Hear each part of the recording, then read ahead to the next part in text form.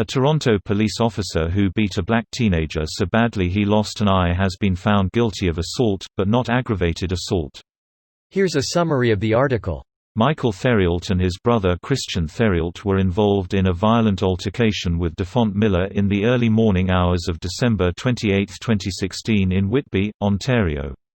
They said Miller was trying to climb a fence between two homes on Erickson Drive when Michael body-checked him, at which point Miller produced the pole and began hitting both of them with it.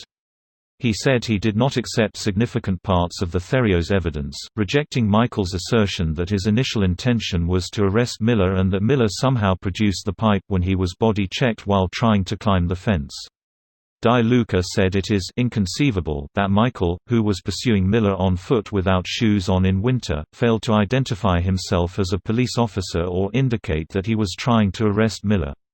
A Durham police officer who arrived on scene to find Miller bleeding allowed Michael to handcuff Miller.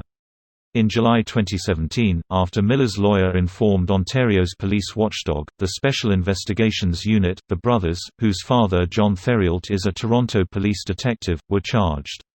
Following the ruling, Miller's lawyer Julian Falconer said he has outstanding questions for Durham and Toronto police, including how Miller was arrested when he was the one who was badly injured, why neither police service involved the shoe, and what role the brothers' dad, a police detective, played in a cover-up.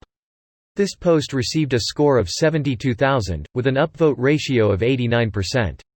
Here are the top comments in response to this article. Consensus from legal Twitter is that the prosecutors dropped the ball.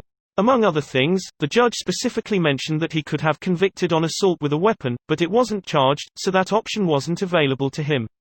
He seemed disgusted that his hands were tied by the law and prosecution decisions. Greater than the prosecutors dropped the ball. Yes, they are suddenly incompetent when the time comes to prosecute their own.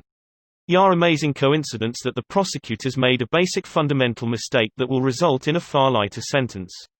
Don't want to bite the hand that feeds them. Which is why outside prosecutors must be brought in when police officers are being charged with misconduct.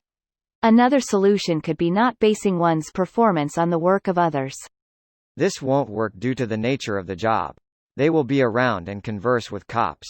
They have to. That is why the previous poster made a better suggestion: pull a prosecutor from a different district that does not converse with these cops.